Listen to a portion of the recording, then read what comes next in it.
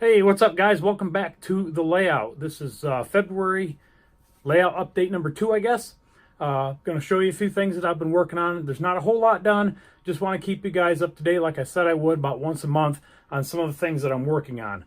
I've solved a few of the problems, so now hopefully I can move forward a little bit quicker and maybe in March get a little bit more done. But as what I've done is I figured out how to remove my bridges and make those types of adjustments. And like I said, we'll take a look at that. And that's really all I've been working on. But that was a couple weeks ago, and then I took the last week and the last 2 weeks off anyways. And hopefully next week I can get back in here and work on the other 2 bridges. So let's go ahead and take a look at what I've got going on. All right, so I had mentioned removing the bridges so I have access to the windows and then also to the landscaping and all that good stuff on the last video, I do believe. I've got 3 bridges. I got the double track main here, and then a single here, and then a long bridge that spans that window up there. So this is what I want to do, like I said, is remove those bridges so that I have access to the windows for cleaning and then also for doing landscaping and then, whatever else, track cleaning on the bridges. But it's what I did, and I have a couple groups that I follow on Facebook that had suggested a few ideas. I had a few ideas of my own, and I kind of mixed everything together, and this is what I came up with. I've got earth magnets that are pressed down into the abutments. So I drilled small holes here and pressed them down in the abutments. If these come out, and I don't think they will because it's a pretty tight fit, I can always add glue to hold them in. I did the same thing over here on this side. I'll try not to pan too fast, guys. And you can see here I pressed that in, I pressed that in, and the abutments are glued and everything is lined up.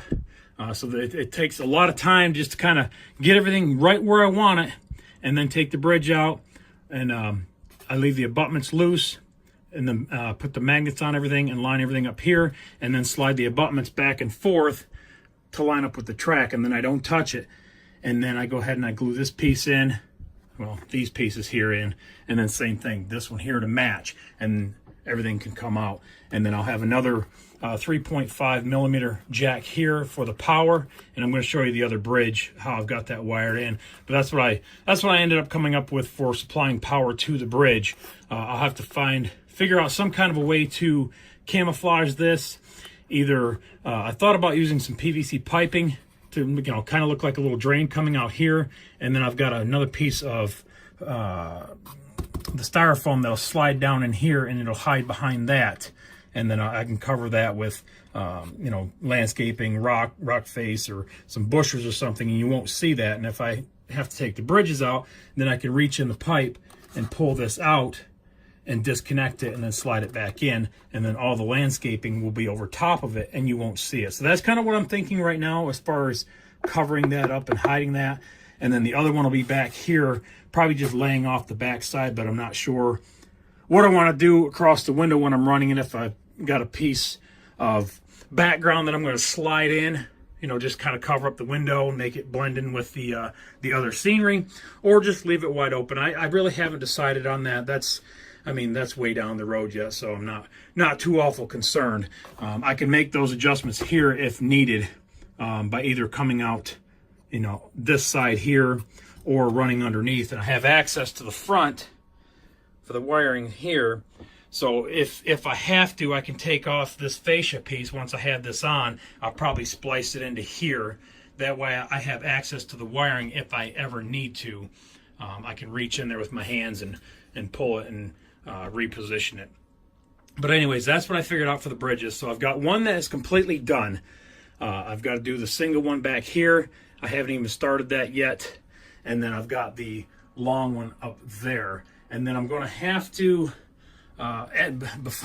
before I took this out, or as it sits right now, everything is tight enough through the joints that I have power run, and it actually comes from right here.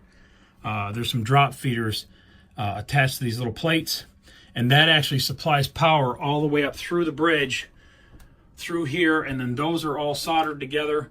And then again, I've got a tight fit up there, and it runs power across the bridge. And then I've got some drop feeders way up here at the top that feed power back down through the bridge. So right now it's not the most ideal setup. I'm going to have to get some feeders here, drop down, so that I have some permanent power on this side of the bridge going up to there, and then same thing. That's probably good there, but I might put in a secondary feeder right here just to make sure that everything stays powered. I don't think it'll be a major problem because I do have everything soldered together going up this way. And the only non-soldered joint will be when I splice in like I did down here. Right here. I'll do the same thing up here. I'll probably cut this back a little bit so I have a little bit longer piece. And then same thing with these. I'll cut those off and I'll remake those out of the code 70 and bring that out a little bit further. I was never really happy with these anyways. They didn't go out quite as far as I wanted them to. This is more what I was looking for when I originally made it, but it just didn't happen. So I'll be able to correct that problem. And like I said, that will also help feed power up through and around. The bench is a complete mess right now because that's the only place that I have to work. But anyways, this is the bridge here on the underside. Here's the other side of the magnets here and here. And then I've wired down in there, if you can see it, I've soldered to the bottom side of the tracks and joined them together. And then the other side of the 3.5 millimeter headphone jack. This is a 3-wire, I believe, and I didn't use the 3rd wire, didn't need it. And then over here are the other 2 magnets here and here.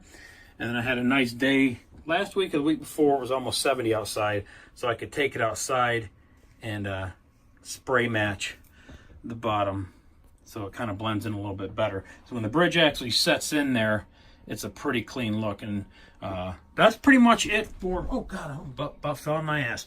I don't have a lot of room in here, so everything's kind of set back so I can get to things. But anyways, that's where we're at with the layout.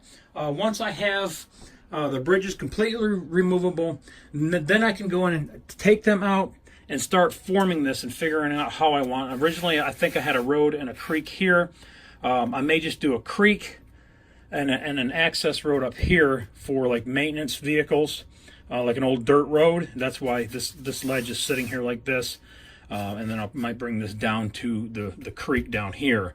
And then this here will run out, from the mountain face and just kind of blend that in.